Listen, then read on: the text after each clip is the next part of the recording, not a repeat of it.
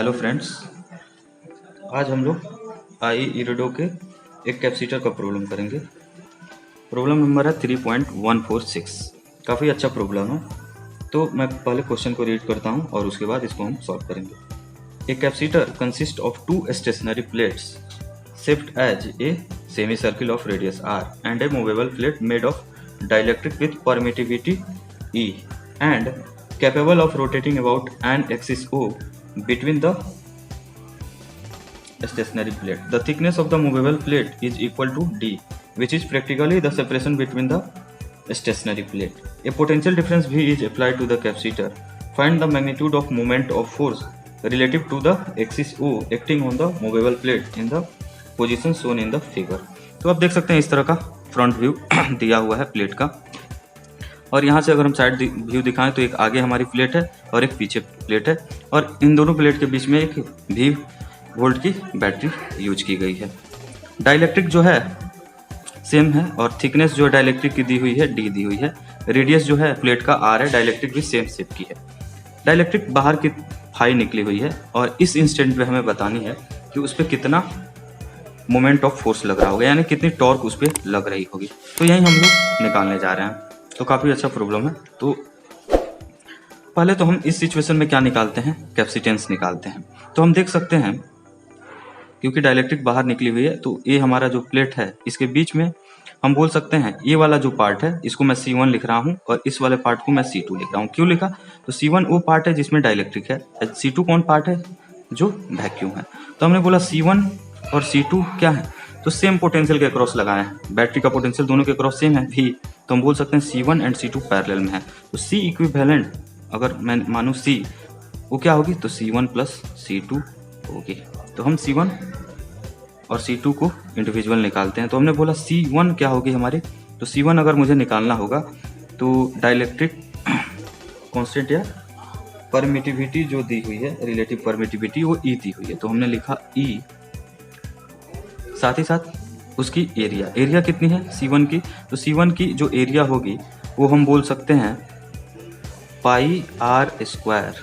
ये कितने की होती है? तो पूरे सर्किल की होती है, लेकिन ये कितना एंगल है? तो हम देख सकते हैं पाई माइनस फाई एंगल है। तो upon 2 pi into pi minus phi, ये हमारी एरिया हो गई किसकी? तो C1 कैपेसिटर की एरिया।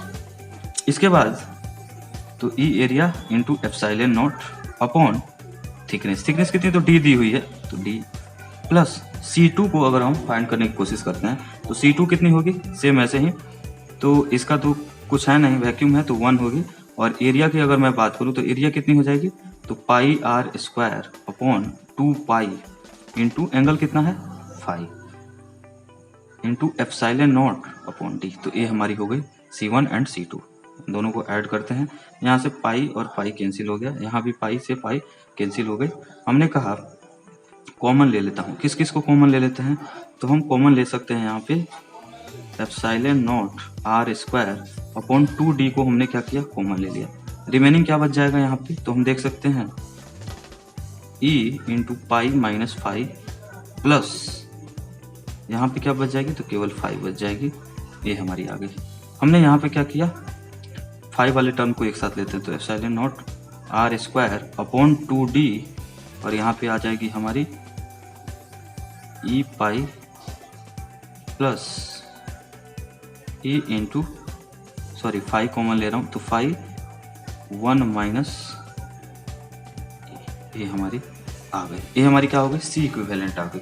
अब ये हमारे पास क्या आ चुका है? C इक्विवेलेंट आ चुका है।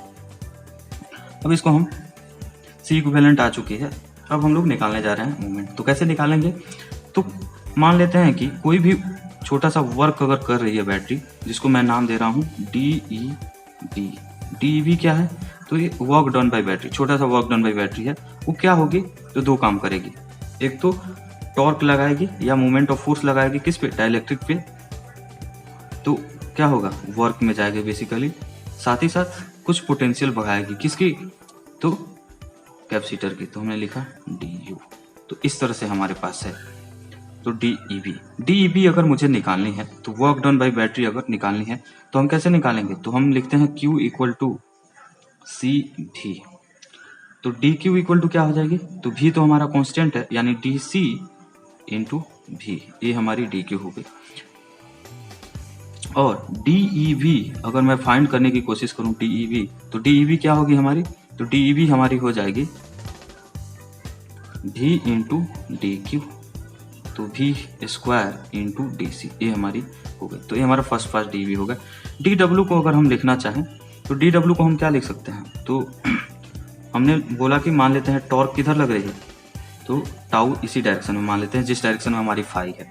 तो डी डब्ल्यू अगर मुझे लिखना होगा तो यहीं पे मैं लिखता हूँ डी डब्ल्यू इक्वल टू हो जाएगी टाउ डॉट डी थीटा, बिल्कुल इनका डॉट प्रोडक्ट, दोनों का सेम डायरेक्शन हमने लिया है। कैसा लिया है, तो हमने क्लॉकवाइज लिया है, सॉरी एंटी क्लॉकवाइज लिया हुआ है। तो एंटी क्लॉकवाइज जब हमने लिया है तो ये हमारी डायरेक्टली हो जाएगी टाउ इंटू डी फाई, यहाँ पे फाई ले लीजिए, तो टाउ इंटू डी फाई हमारी हो गई डी डब्ल्यू। सिमिलरली हमने डी यू लिया, डी यू क्या होगी, तो change in potential energy of capacitor. तो हमें पता है पोटेंशियल एनर्जी होती है वो कितनी होती है 1/2 CV स्क्वायर। तो डी यू इक्वल टू क्या हो जाएगी, तो हम लिख सकते हैं 1/2 भी कॉन्स्टेंट और भी स्क्वायर इंटू डी सी। तो ये हमारी आ गई, क्या आ गई हमारी डी यू, कहाँ, तो इन तीनों को हम पुट करते हैं अपने इस इक्वेशन में। तो फर्स्ट ये हमारी, सॉरी ये हमारी सेकेंड, और ये हमारी क्या हो गई थर्ड। जब इन तीनों को हमने यहाँ पे रखा तो ये हमारे पास आ गई V square into D C. D W को हम क्या लिखेंगे, तो टाउ डी फाई, ध्यान रखना हम हमेशा किस में माना है हमने, तो दोनों को हमने एंटी क्लॉकवाइज माना है, प्लस डी यू तो हम क्या लिखेंगे 1/2 V square into D C. Rearrange करते हैं, tau D phi equal to हमारी आ जाएगी, कितनी आ जाएगी, तो ये आ जाएगी हमारी 1/2 भी स्क्वायर इंटू डी सी, ये हमारी हो गई। टाउ इक्वल टू क्या आ जाएगी, तो टाउ इक्वल टू हम यहाँ से बोल सकते हैं 1/2 V square into D C by D phi. और सी हम ऑलरेडी फाइंड कर चुके हैं, सी हमारा कितना है, तो इतना हमारा सी आ चुका है। अब जैसे हमने D C upon D phi find किया, डिफ्रेंशिएट किया कैपेसिटेंस को, तो ये हो जाएगी E naught R square upon 2D F sine E into pi क्या है कॉन्स्टेंट है तो 0 हो जाएगी, और फाई का डिफ्रेंशिएशन क्या हो जाएगा 1 इंटू 1 माइनस ई। तो ये हमारी आ गई E naught square 2D into 1 minus E. हम देख सकते हैं ई हमेशा 1 से बड़ा होता है, तो ये हमारी क्या, तो D C by D phi हमारे पास आ चुकी है epsilon naught R square by 2D 1 minus E. हम देख सकते हैं ये क्या है, नेगेटिव क्वांटिटी है, तो इसको थोड़ा हम रीअरेंज करके E-1 तो माइनस मुझे बाहर लेना पड़ेगा। तो टाउ इक्वल टू क्या हो जाएगी, तो यहाँ से हम देख सकते हैं 1/2 V square D C by D phi, 1/2 V square और एक माइनस में बाहर ले रहा हूँ, और epsilon naught R square 2D और यहाँ पे हो जाएगी E-1 हो जाएगी। तो ये हमारे पास, अब यहाँ पे हमने क्या एज्यूम किया था कि हमारी डायरेक्शन क्या है एंटी क्लॉकवाइज, लेकिन यहाँ पे साइन क्या आ गया हमारे पास, नेगेटिव आ गया, तो टाउ इक्वल टू नेगेटिव आ गई। इसका क्या मतलब है, इसका मतलब है कि हमारी एक्चुअल डायरेक्शन क्या है, तो मोमेंट ऑफ फोर्स की जो डायरेक्शन है वो क्लॉकवाइज है। Thank you.